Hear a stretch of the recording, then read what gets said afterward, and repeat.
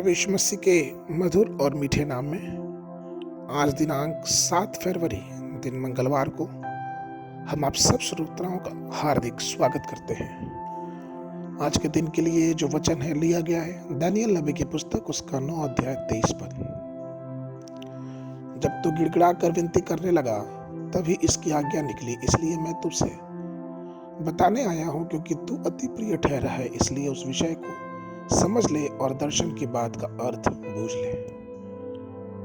प्रियो, पवित्र शास्त्र हानोक के बारे में परमेश्वर की गवाही को दर्ज करता है कि उसने परमेश्वर को प्रसन्न किया, परंतु जब हम दानियल के बारे में पढ़ते हैं तो पवित्र शास्त्र उसे प्रभु का अति प्रिय कहने के लिए एक कदम और आगे बढ़ जाता है। दानियल उसका 10:11 में दानियल को अत्यंत प्रिय कहा गया है। दानियल की पुस्तक उसके 10:19 में उसे अत्यंत प्रिय पुरुष कहा गया है।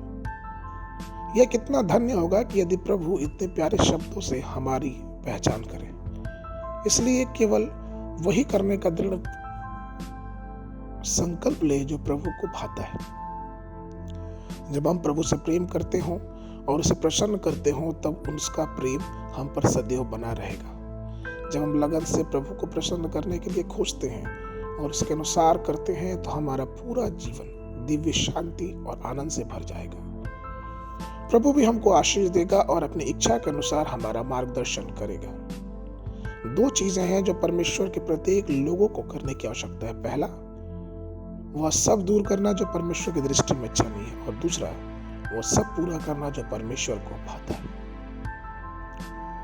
हमें दुष्टों की सम्मति से दूर होकर पापियों के मार्ग में बैठने की आवश्यकता नहीं है, क्योंकि ये यहोवा की दृष्टि में अच्छे नहीं है, परंतु उसके वचन पर रात दिन ध्यान करना है, क्योंकि यही परमेश्वर को भाता है। मीका की पुस्तक उसका 6वां अध्याय 7 और 8 पद वचन कहता है, क्या यहोवा हजारों मेढ़ों से व तेल की लाखों नदियों से प्रसन्न होगा? क्या मैं अपने अपराध के प्रायश्चित में अपने पहिलौठों को वह अपने पाप के बदले अपने जन्माए हुए किसी को दूं?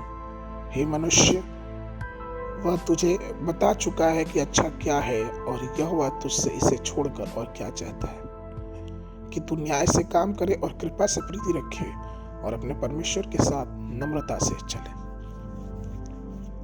प्रियो, दानियल को देखिए जिसने अपने मन में ठान लिया कि वह राजा के भोजन को खाकर और उसका दाखमधु पीकर अपने आप को अशुद्ध न करेगा। इतना ही नहीं, यहाँ तक कि जब राजा के अलावा किसी और से प्रार्थना करने की आज्ञा के लिए एक शाही कानून निकाला तो उसे शेरों की माद में फेंक दिया। उसने अपने दिल में केवल परमेश्वर की आराधना करने और उसे प्रसन्न करने का संकल्प लिया। इस कारण यहोवा दानियल से प्रसन्न हुआ और सिंहों के मुंह को बांधकर उसको सब विपत्ति से बचाया। इसलिए प्रियो, जब हम प्रार्थना करते हैं तो परमेश्वर की उपस्थिति में बने रहें। हम खुद ही समझ लेंगे कि परमेश्वर को हमारे जीवन में क्या भाता है और परमेश्वर क्या नहीं चाहता कि हम अपने जीवन में करें। आज के मनन के लिए इब्रानियों की पुस्तक उसका 11 अध्याय 6वां पद। और विश्वास बिना उससे प्रसन्न करना अनहोना है, क्योंकि परमेश्वर के पास आने वाले को विश्वास करना चाहिए कि वह है और अपने खोजने वाले को प्रतिफल देता है। बाइबल अध्ययन के लिए सुबह के समय लय व्यवस्था की पुस्तक उसका 1, 2 और 3 अध्याय, और संध्या के समय मत्ती रचित सुसमाचार उसका 24 अध्याय 1 पद से लेके 28 पद तक। परमेश्वर आप सबको आशीष देवे।